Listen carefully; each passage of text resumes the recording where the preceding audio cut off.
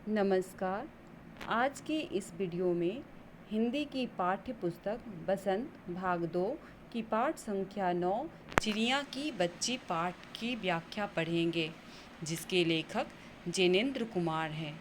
वे इस पाठ के माध्यम से हमें शिक्षा देते हैं कि कभी भी पंछियों को पिंजरे में बंद नहीं करना चाहिए, क्योंकि वे स्वच्छंद रहना ही पसंद करते हैं।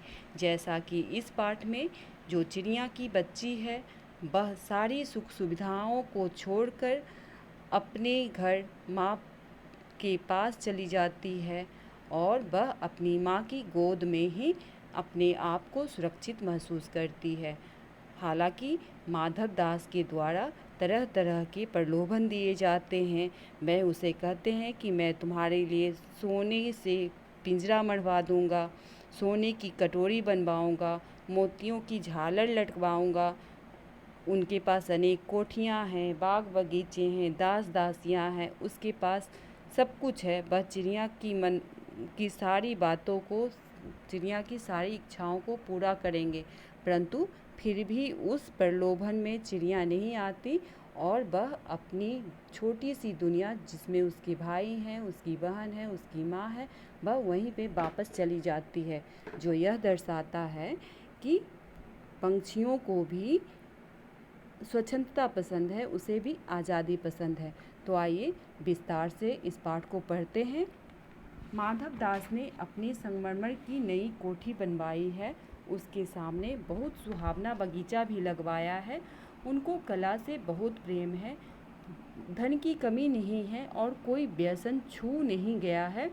सुंदर अभिरुचि के आदमी हैं। फूल पौधे रकाबियों से हौजों में लगे फव्वारों में उछलता हुआ पानी उन्हें बहुत अच्छा लगता है। समय भी उनके पास काफ़ी है। शाम को जब दिन की गर्मी ढल जाती है और आसमान कई रंग का हो जाता है, तब कोठी के बाहर चबूतरे पर तख्त डलवाकर मसनद के सहारे वह गलीचे पर बैठते हैं और प्रकृति की छटा निहारते हैं। तो यहाँ माधव दास के बारे में बताया जा रहा है, उनके ठाट बाट के बारे में बताया जा रहा है कि माधव दास जो है एक बहुत बड़ा व्यापारी है और उसके पास अपार धन दौलत है। उसकी जो कोठी है वह संगमरमर से बनी है, जिसके सामने सुहावना बगीचा, फूल पौधे, रकाबियों से हौजों में लगे फव्वारे सब आकर्षित करने वाले हैं। वह कला का प्रेमी भी है। उसे किसी भी प्रकार की कोई व्यसन नहीं है, यानी कोई लत नहीं है, कोई बुरी आदत नहीं है। इतना सब कुछ होने पर भी उसके जीवन में कुछ खालीपन है। वह अकेला रहता है और वह क्यों उसके जीवन में खालीपन है, जिसके बारे में हम आगे पढ़ेंगे। यहाँ पे वह जब भी समय उसके पास हो, क्योंकि समय भी उसके पास काफ़ी है, तो शाम को जब भी गर्मी ढल जाती है, जब दिन की गर्मी ढल जाती है, तो वह आसमान के कई रंग का जब हो जाता है, तो वह कोठी के बाहर चबूतरे पर तख्त डलवाकर मसनद के सहारे अपने सारे शौक़ पूरे करते हैं और प्रकृति की छटा निहारते हैं। इसमें मानो उनके मन को तृप्ति मिलती है। मित्र हुए तो उनसे विनोद चर्चा करते हैं, नहीं तो पास रखे हुए फर्सी हुक्के की सटक को मुंह में लिए ख्याल ही ख्याल में संध्या को स्वप्न की भांति गुजार देते हैं। तो यहाँ उनके जितने भी शौक़ हैं, जितने भी उनके अरमान हैं, वह सारे वह पूरा करते हैं। प्रकृति की छटा भी निहारते हैं, चूँकि उनके पास समय ही समय है। तो वह सारे जो उनके मन में जितनी भी अरमान हैं, सबको वह पूरा करता है। और अगर उनके पास मित्र बैठे हैं तो उनसे विनोद चर्चा भी करते हैं, और अगर मित्र नहीं उपस्थित होते हैं तो उस समय वह हुक्की की सटक को मुंह में दिए ख्याल ही की संध्या में क्या करते हैं, स्वप्न की भांति गुजार देते हैं, यानी कि सुंदर सपनों में खो जाते हैं। आज कुछ कुछ बादल थे, घटा गहरी नहीं थी, धूप का प्रकाश उनमें से छन छन कर आ रहा था। तो जिस दिन की ये घटना बताई जा रही है, उस दिन के बारे में बताया जा रहा है कि आज कुछ कुछ बादल थे, यानी कि आसमान में कुछ बादल घिरे हुए थे, और जो घटा थी वो गहरी भी नहीं थी और धूप का प्रकाश उसमें से छन छन कर आ रहा था, क्योंकि बादल जो थी गहरी नहीं थी, इसलिए कभी कभी धूप भी आ रहे थे। और माधव दास जो है मसनद के सहारे बैठे थे। उन्हें ज़िंदगी में क्या स्वाद नहीं मिला है, यानी कि उसके पास जो भी चाहिए सारी सुविधाएं उपलब्ध है। तो इसलिए ऐसा कहा गया है कि उनकी ज़िंदगी में क्या स्वाद नहीं मिला है, यानी कि जो स्वाद वो लेना चाहे, जो चीज़ वह चाहे, उन्हें सब कुछ भगवान ने दिया है। पर जी भरकर भी कुछ खाली सा रहता है, परंतु सब कुछ होते हुए भी उसके जीवन में कुछ खालीपन है और इसीलिए वह अकेला रहता था।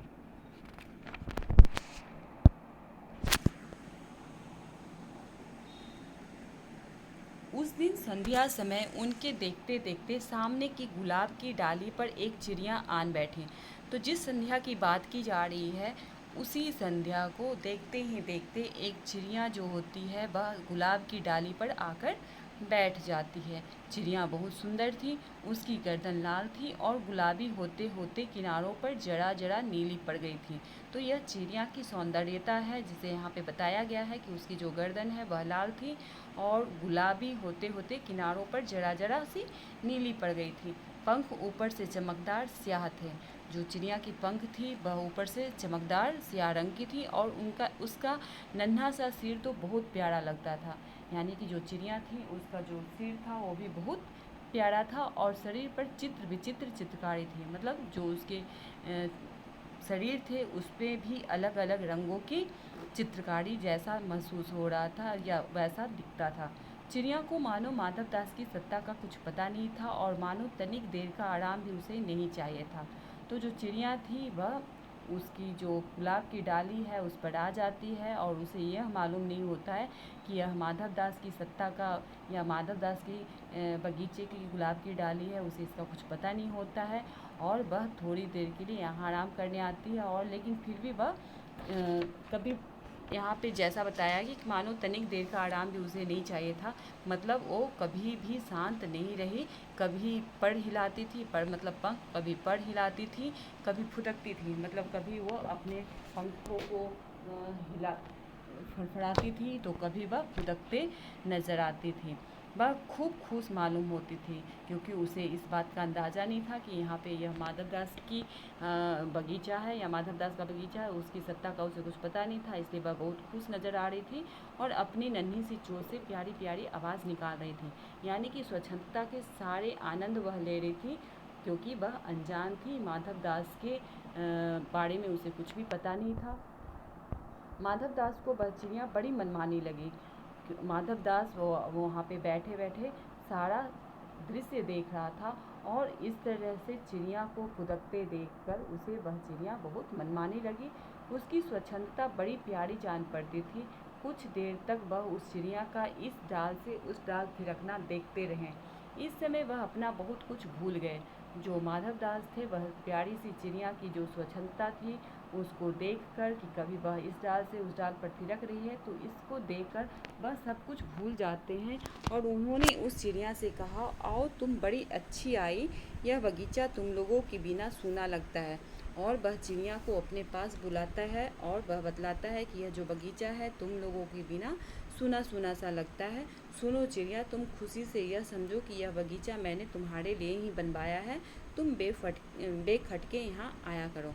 तो जो माधव दास है वह उसे बताता है कि मानो कि यह बगीचा उसने उसी के लिए बनाया है और वह चिड़िया को बताता है कि तुम्हारे बिना यह बगीचा जो है वह सूना सूना लगता है, इसलिए इस बगीचा को तुम समझो कि मैंने तुम्हारे लिए ही इसको बनवाया है, इसलिए बिना रोक टोक के, यानी कि बेखटके का मतलब बिना रोक टोक के तुम यहाँ पे आया करो।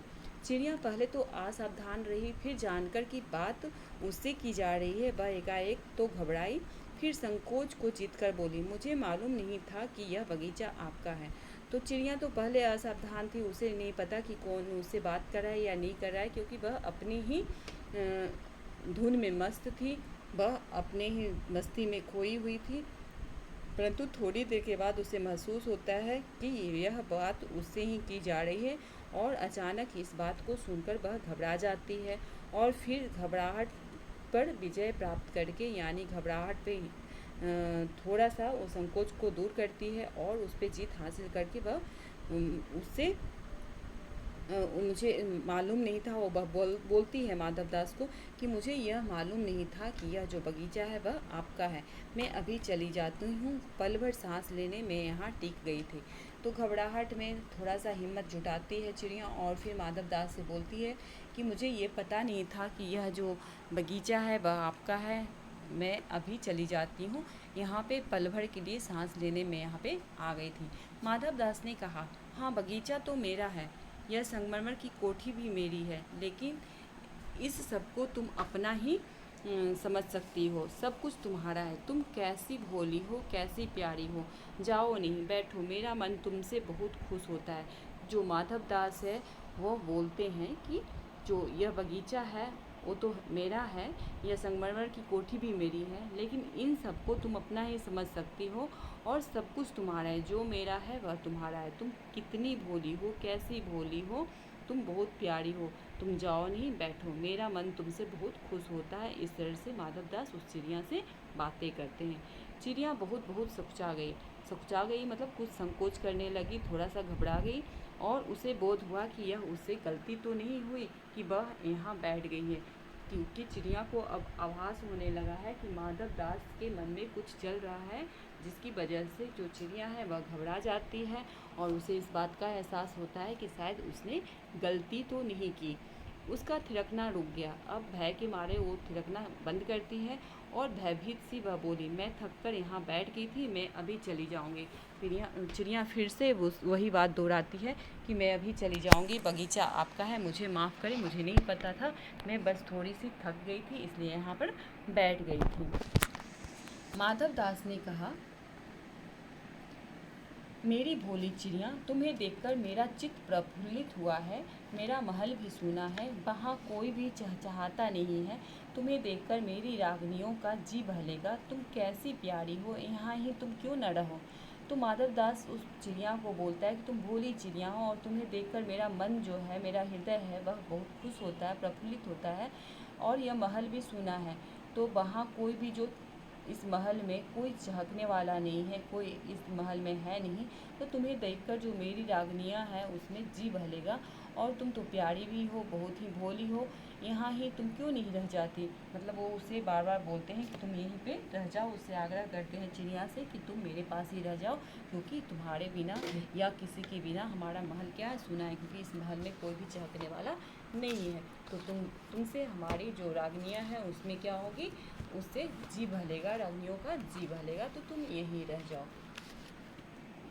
चिड़िया बोली, मैं माँ के पास जा रही हूँ, सूरज की धूप खाने और हवा से खेलने और फूलों से बात करने। मैं जरा घर से उड़ आई थी, अब सांझ हो गई है और माँ के पास जा रही हूँ, अभी अभी मैं चली जा रही हूँ, आप सोच ना करें।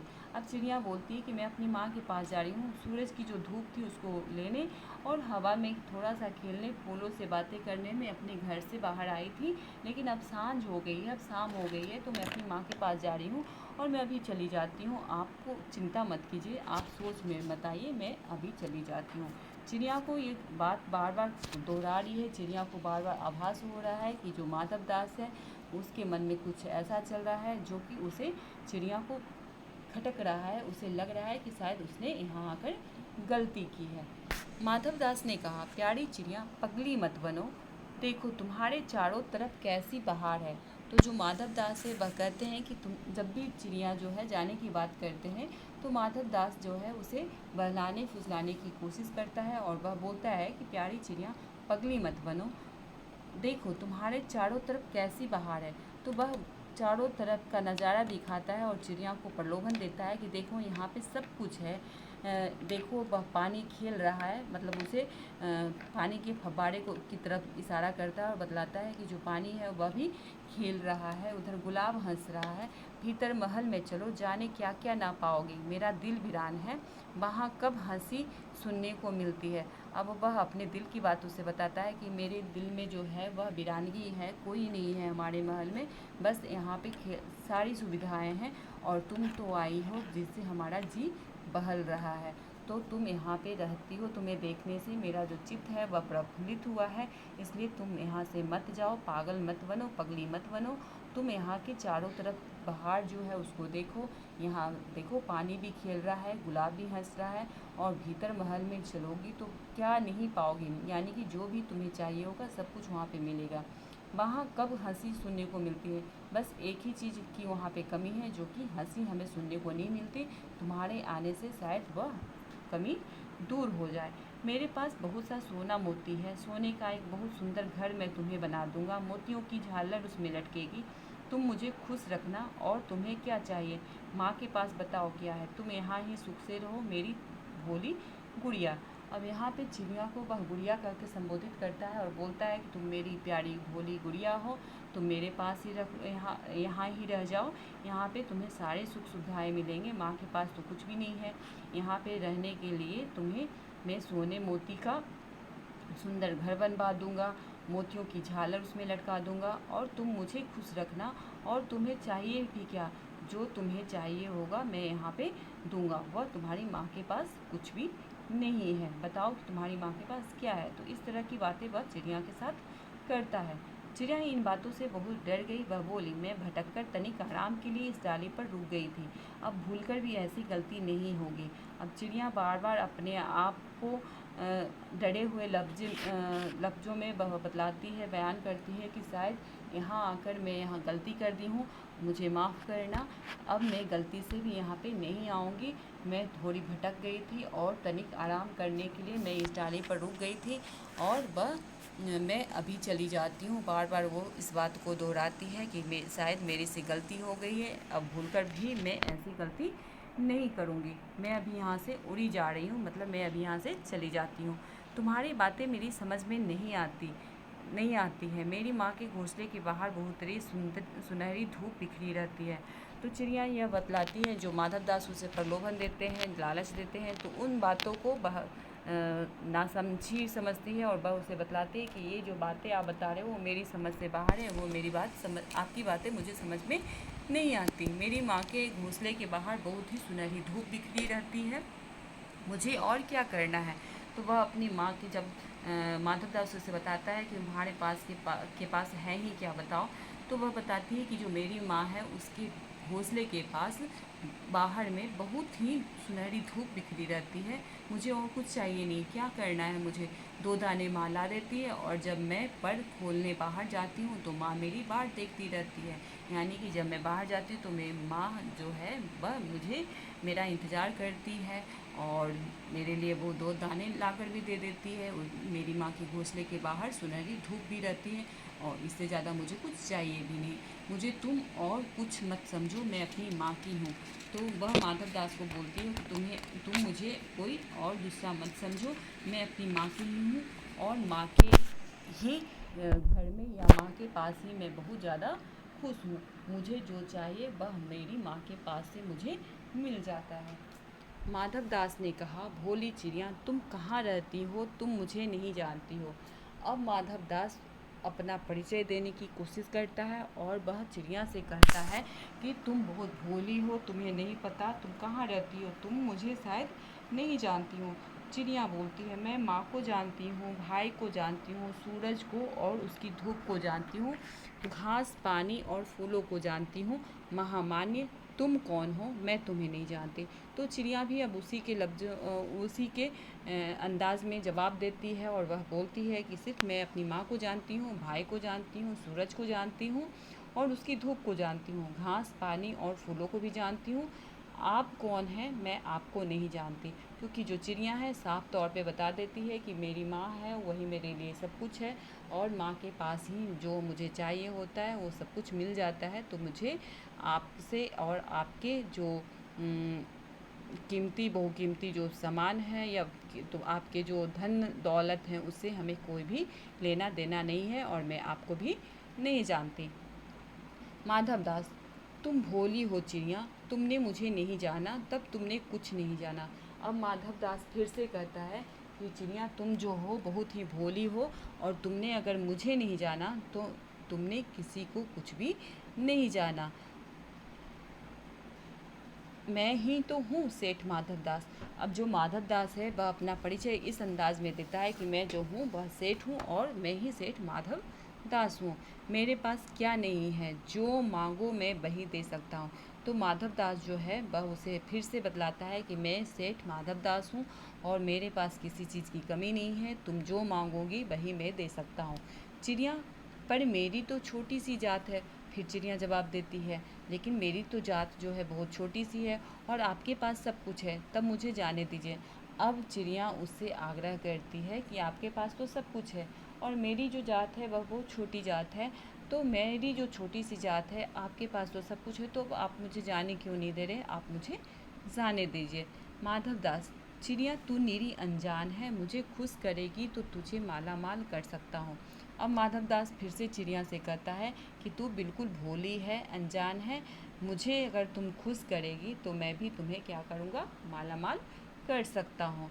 चिड़िया, तुम सेठ हो, मैं नहीं जानती सेठ क्या होता है, पर सेठ कोई बड़ी बात होती होगी, मैं अनसमझ ठहरी। अब चिड़िया अपने आप को नासमझ अनसमझ बतलाती है और माधवदास से बोलती है कि तुम सेठ होगे, मैं नहीं जानती सेठ क्या होता है, ये भी मुझे नहीं पता, परंतु मैं जो हूँ मैं अपनी माँ से बहुत प्यार करती हूँ और माँ मुझे बहुत प्यार करती है, वह मेरी राह देखती होगी, मैं माला माल होकर क्या करूँगी, मैं नहीं जानती माला माल किसे कहते हैं। अब वो भी बोलती है कि माला माल क्या होता है वो भी मुझे नहीं पता, मैं इन सब चीज़ों को नहीं जानती कि सेठ क्या होता है, माला माल क्या होता है, ये मुझे नहीं पता, बस मुझे ये पता है कि मेरी माँ जो है मेरी राह देखती होगी और मेरी माँ मुझे बहुत प्यार करती है, क्या मुझे वह तुम्हारा माला माल होना चाहिए।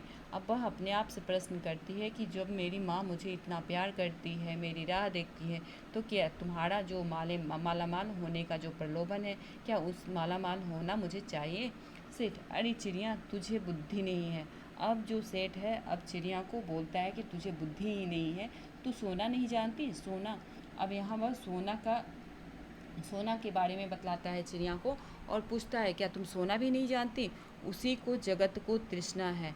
यहाँ पे जो माधवदास है, अब वह जगत को किस चीज़ की भूख होती है, जगत मतलब संसार के लोग किसके पीछे भागते हैं, इस बात का अब उसे वह जिक्र करता है। चिड़िया के साथ अब उस बात का जिक्र करता है कि जो पूरे संसार है वह पूरा संसार जो है इसी सोने के पीछे भागता है, इसी धन दौलत के पीछे, ऐश्वर्य के पीछे भागता है और तुम उसे नहीं जानती। तो यह बात जो है फिर से वह माधवदास जो है चिड़िया को बोलता है कि तू क्या जानेगी, तू तो चिड़िया जो है, तुम्हें सोने का क्या पता। तो वह सोना मेरे, अब वो सोने के बारे में चिड़िया को जानकारी देता है और बोलता है कि उसी की जगत को तृष्णा है, वह सोना मेरे पास ढेर का ढेर है, मतलब जिस चीज़ के पीछे पूरी दुनिया भागती है और वो चीज़ मेरे पास बहुतों की संख्या में पड़ी हुई है।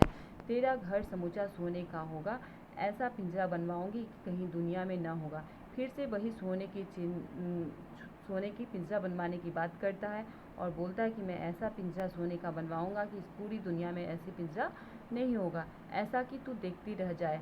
अब चिड़िया को फिर से वह प्रलोभन देना शुरू करता है, फिर से सोने की लालच देता है कि सोने के पीछे पूरी दुनिया भागती है और मैं तेरे लिए इतना सारा सोना का पिंजरा बनवाऊंगा जिसे पूरी दुनिया देखती रह जाएगी, तू भी देखती रह जाएगी, तू उसके भीतर थिरक फुदक कर मुझे खुश करियो। अब वो उसको बतलाता है कि बस तुम्हारा काम यही होगा कि उस जो चिड़िया वह जो पिंजरा होगा उस पिंजरा के अंदर तुम थिरक फुदक कर मुझे खुश करना, तेरा भाग्य खुल जाएगा, तेरे पानी पीने की कटोरी भी सोने की होगी। तो जो माधवदास है फिर से चिड़िया को प्रलोभन देता है कि जो तेरे पानी पीने की जो कटोरी होगी वह भी मैं सोने का ही बनवाऊंगा, बस तुम्हारा काम होगा कि उसके भीतर बैठकर तुम फुदकना और थिरकना और मुझे खुश करना। चिड़िया, वह सोना क्या चीज़ होती है, फिर से वही जवाब देती है चिड़िया, फिर से वह माधवदास को जवाब देती है उसी के अंदाज में और बोलती है कि वह सोना क्या चीज़ होती है। सेठ, तू क्या जानेगी, तू चिड़िया जो है। अब सेठ उसे बोलता है कि तुम्हें क्या पता कि सोना क्या होता है, तू तो चिड़िया ही है, सोने का मूल्य सीखने के लिए तुझे बहुत सीखना है। अब चिड़िया को वह इस अंदाज में बोलता है कि तुम्हें अगर सोने का मूल्य सीखना है तुम्हें बहुत कुछ सीखना होगा, बस यह जान ले कि सेठ माधवदास तुझसे बात कर रहा है, जिसमें मैं तक कर लेता हूँ उसकी किस्मत खुल जाती है। तो वह इस बात का भी जिक्र करता है कि जो माधवदास है वह एक सेठ है और मेरे पास सारे धन संपदा है, सारे दौलत है, और यह बात तू जान ले कि अगर सेठ माधवदास किसी से एक बार बात कर लेता है तो उसकी किस्मत खुल जाती है। तू अभी जग का हाल नहीं जानती, मतलब तुम्हें अभी संसार का हाल नहीं पता है कि संसार में लोगों को किस चीज़ की भूख है। लोग जिस सोने के पीछे भागते हैं वो सोने का अंबार मेरे पास है और तू इस बात को समझ नहीं रही। तू अभी जग का हाल नहीं जानती। मेरी कोठियों पर कोठियाँ हैं, बगीचों पर बगीचे हैं। अब वह ये भी बताते हैं कि एक कोठी नहीं है, मेरे कोठियों पर कोठियाँ, मतलब मेरे बहुत सारी कोठियाँ हैं। बगीचे पर बगीचे, मतलब बगीचों की भी संख्या बहुत ज़्यादा है। दास दासियों की संख्या नहीं है, यानी कि उसके पास दास दासियों की भी बहुत ज़्यादा संख्या है। पर तुझसे मेरा चित्त प्रसन्न हुआ है। फिर वह उसको बतलाता है कि सब कुछ मेरे पास है, बगीचों की भी संख्या ज़्यादा है, कोठियों पर कोठियाँ हैं, लेकिन मेरा जो चित्त है, मेरा जो हृदय है, वह तुमसे ही प्रसन्न हुआ है। ऐसा वरदान कब किसी को मिलता है? तो जैसा मैं वरदान या जैसा मैं तुम्हें सुख सुविधा देने की बात कर रहा हूँ, ऐसा शायद ही किसी को मिलता होगा री चिड़िया। अब वह चिड़िया को संबोधित करते हुए कहता है कि तू इस बात को समझती क्यों नहीं। अब वह चिड़िया से बोलता है कि जितने बातें मैं तुम्हें समझा रहा हूँ तुम्हें समझ में क्यों नहीं आता, क्योंकि मैं एक सेठ हूँ और सेठ एक अगर किसी से एक बार भी बात कर ले तो उसकी किस्मत खुल जाती है, लेकिन तुम्हारे समझ में ये बात क्यों नहीं आती। चिड़िया: सेठ मैं नादान हूँ। अब यहाँ पे जो चिड़िया है वह सेठ को बोलती है कि मैं नादान हूँ, मैं कुछ समझती नहीं, पर मुझे देर हो रही है, माँ मेरी बाट देखती होगी। अब बस चिड़िया खुद अपने आप को नादान बतलाती है। वह बोलती कि मैं नासमझ हूँ, मुझे कुछ समझ में नहीं आता, पर मुझे ये पता है कि बहुत देर हो रही है और मेरी माँ जो है मेरा राह देख रही है, मेरी चिंता कर रही है। सेठ: ठहर ठहर, इस अपने पास के फूल को तूने देखा? यह एक है, ऐसे अनगिनत फूल हैं, ऐसे अनगिनत फूल मेरे बगीचों में हैं। अब सेठ फिर से चिड़िया को दूसरी बातों में फंसाता है और वह अपने पास जो फूल होते हैं उसको दिखाने की कोशिश करता है और चिड़िया को अब उसकी जाल में फंसाने की कोशिश करता है कि फूलों के लालच में शायद चिड़िया फंस जाए।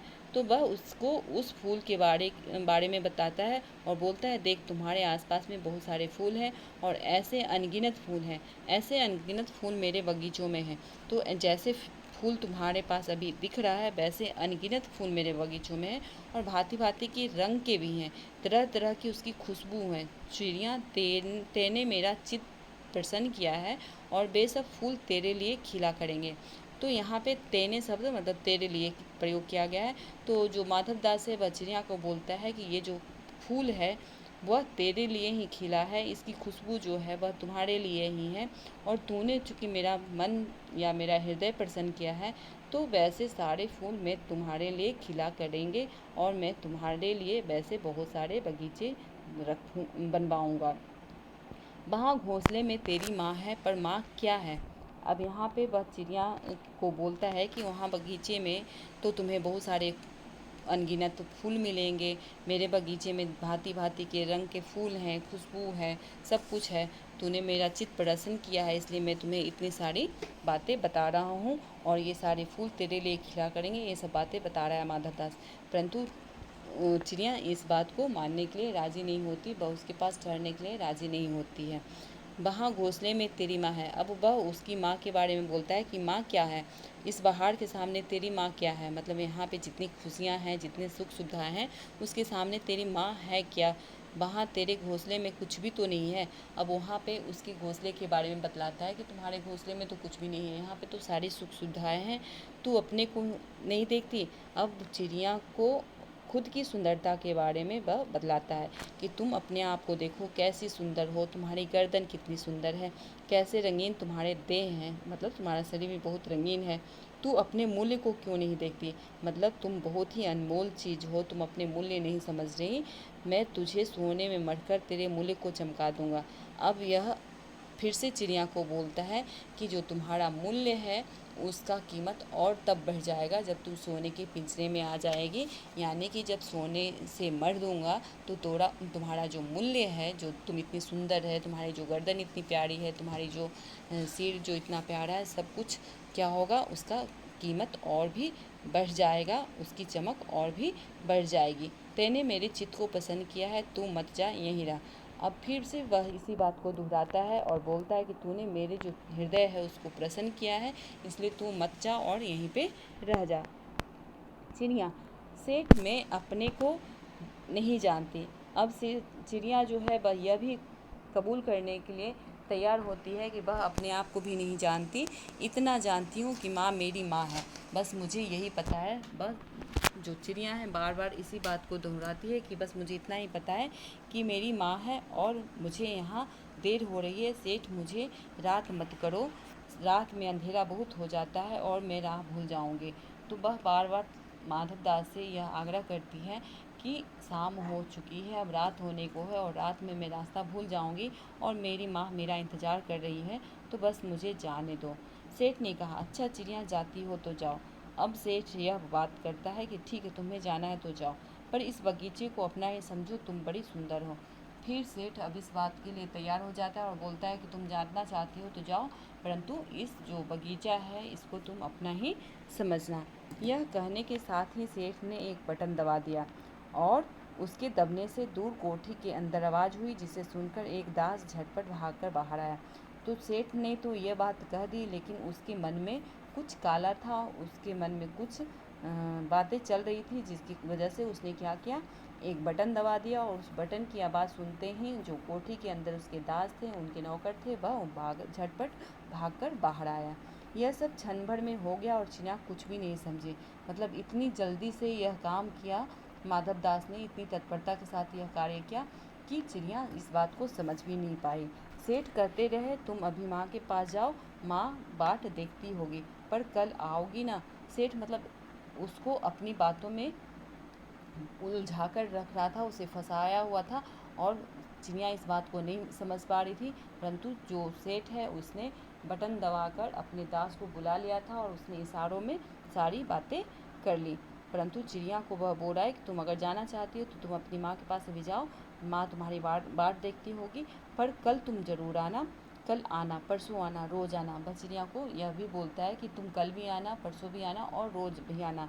यह कहते कहते दास को सेठ ने इशारा कर दिया, यानी कि एक तरफ वह चिड़िया से बातें कर रहा है और दूसरी तरफ बस दास जो है, नौकर जो है, उसको सेठ इशारा कर रहा है और वह चिड़िया को पकड़ने के जतन में चला। मतलब वह इशारों इशारों में अपने दास को, अपने नौकर को इशारा दे देता है कि चिड़िया को तुम पकड़ लो, और इधर चिड़िया को भी वह प्यार से उसको अपनी माँ के पास जाने की बातें कर रहा है और दूसरी तरफ वह दास को भी इशारा कर रहा है कि चिड़िया को पकड़ लो। सेठ कहते रहे, तुम बड़ी सुंदर लगती हो, तुम्हारे भाई बहन हैं, कितने भाई बहन हैं? और सेठ जो है उसको अपनी बातों में उलझा कर रखता है, उससे पूछता है कि सच में तुम बहुत सुंदर लगती हो और तुम्हारे भाई बहन हैं क्या? मतलब प्रश्न करता है कि तुम्हारे भाई बहन हैं, कितने भाई बहन हैं? इस तरह से वह उसे अपनी बातों में उलझाए रहता है। चिड़िया जवाब देती है, 2 बहन 1 भाई। अब चिड़िया बोलती है कि मेरी जो है 2 बहन हैं और 1 भाई हैं, पर मुझे देर हो रही है। फिर चिड़िया बोलती है कि मुझे देर हो रही है, मुझे जाने दो। हाँ हाँ जाना, अभी तो उजेला है, 2 बहन 1 भाई हैं, बड़ी अच्छी बात है। फिर माधव दास उसे बोलता है कि तुम्हारी 2 बहन है, 1 भाई है, ये तो बहुत अच्छी बात है। हाँ हाँ तुम चले जाना, कोई बात नहीं, अभी तो उजेला है, मतलब अभी उजाला है, ये तो अच्छी बात है कि तुम्हारे 2 बहन और 1 भाई है। इस तरह से उसे बातों में उलझा के अभी भी वह उसे अपनी बातों में उलझाया हुआ है। पर चिड़िया के मन के भीतर जाने क्यों चैन नहीं था। मतलब चिड़िया भी इस बात को अब समझ रही थी कि क्योंकि उसे भी अब बेचैनी बढ़ती जा रही है कि क्यों माधवदास इस तरह से उसे अपनी बातों में उलझाया हुआ है। वो चौकन्नी हो चारों ओर देखती थी। उसने कहा, सेठ मुझे देर हो रही है। वह अब चौकन्ना हो गई थी और उसने देखा, इधर उधर देखने की कोशिश की, चारों तरफ चौकन्ने भाव से वह देखने लगती है और सेठ को बोलती है, सेठ मुझे देर हो रही है। सेठ ने कहा, देर अभी कहाँ, अभी उजेला है मेरी प्यारी चिड़िया, तुम अपने घर का इतने और हाल सुनाओ, भय मत करो। अब सेठ जो है फिर से चिड़िया से अपने घर का हाल पूछता है और बोलता है कि तुम अपने घर का हाल बताओ, और वह यह भी बोलता है कि अभी उजेला है, यानी कि अभी उजाला है मेरी प्यारी चिड़िया, अभी तुम इतना घर, जितना अभी तुमने अपने घर का हाल सुनाया, इतना हाल और भी तुम सुनाओ, भय मत खाओ, मतलब अब तुम डरो नहीं। चिड़िया ने कहा, सेठ मुझे डर लगता है, माँ मेरी दूर है, रात हो जाएगी तो राह नहीं सूझेगी। तो चिड़िया जो है वह उससे कहती है कि जो अब रात होने को है और रात को मुझे राह नहीं सूझती है और मुझे डर भी लग रहा है, क्योंकि मेरी माँ जो है मुझसे दूर है इतने में चिड़िया को बोध हुआ कि जैसे एक कठोर स्पर्श उसके देह को छू गया। अब चिड़िया को समझ में आ रहा है कि उसके साथ चालबाजी की जा रही है, धोखा हो रहा है।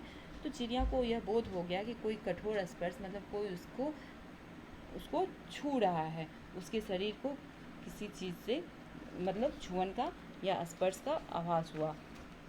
वह चीख देकर चिचियाई और एकदम उड़ी।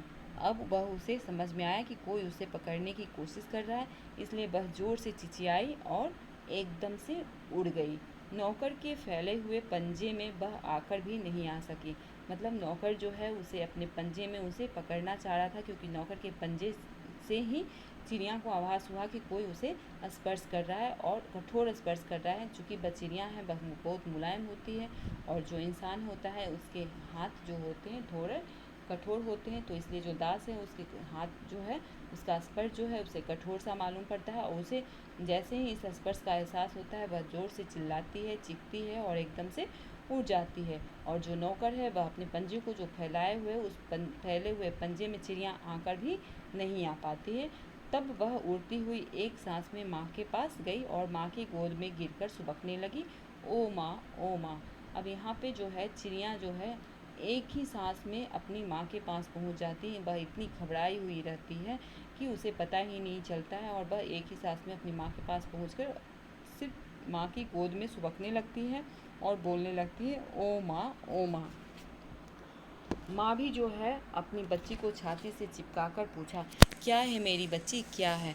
तो अब जब चिड़िया जो है डरी हुई अपनी माँ की गोद में आ जाती है, उसकी छाती से चिपक जाती है और माँ भी अपनी बच्ची को छाती से चिपकाकर पूछती है, क्या है मेरी बच्ची, क्या है। मतलब उसे भी इस बात का एहसास हो जाता है कि उसकी बच्ची के साथ कुछ बुरा हुआ है। पर बच्ची काँप काँप कर माँ की छाती से और चिपक गई, बोली कुछ नहीं। अब चिड़िया जो है वह कुछ बोल नहीं पा रही है, बस वह अपनी माँ की छाती से चिपक गई है और वह सुबक रही है, ओ माँ, ओ माँ। बस मतलब उसके मुंह से कुछ भी आवाज़ नहीं निकल रहा है, बस माँ और माँ की ही आवाज़ आ रही है। बड़ी देर में उसे ढाढ़स बंधा और तब वह पलक नीच उस छाती में ही चिपक कर सोई। मतलब बहुत देर के बाद उसे ढाढ़स बंधा, मतलब थोड़ी हिम्मत आई और वह पलक नीच उस छाती में ही अपनी माँ की छाती में ही चिपक कर सो गई, जैसे अब पलक ना खोलेगी। मतलब अब उसे निश्चिंतता का भाव आ जाता है, अपनी माँ की गोद में वह अपने आप को सुरक्षित महसूस करती है और इसलिए वह क्या करती है, अपनी माँ की छाती से ही चिपक कर सो जाती है और अब वह पलक ना खोलेगी, यानी कि वह अब निश्चिंतता के साथ यहाँ पे सो सकती है। यहाँ पे इस पाठ के माध्यम से जो कवि हैं, लेखक हैं, वह हमें यह बतलाने की कोशिश कर रहे हैं कि सारी सुख सुविधाएं होने के बाद भी जो मनुष्य है वह अपनी सुख सुविधा संपन्न जीते हुए भी छोटे छोटे पशुओं व सुंदर पक्षियों को पालतू बनाकर अपने घर की शोभा बढ़ाते हैं और वे यह भूल जाते हैं कि धरती का कोई भी प्राणी स्वतंत्रता में जीना पसंद नहीं करता। सभी को अपनी स्वतंत्रता पसंद है, हर कोई अपनी अपनी स्वाभाविक प्रवृत्तियों के अनुसार जीवन जीने में ही खुश होता है। ऐसा ही इस पाठ में भी दर्शाया है कि जो सेठ माधव दास हैं अपने बगीचे में एक चिड़िया की बच्ची को विचरण करते हुए देखता है तो कई प्रलोभन द्वारा उसे अपने घर में रहने का आग्रह करता है, परंतु वह चिड़िया नहीं मानती है और वह अपनी माँ के पास चली जाती है। उसे अपनी माँ और अपनी छोटी सी दुनिया ही प्यारी होती है। तो आज के लिए बस इतना ही।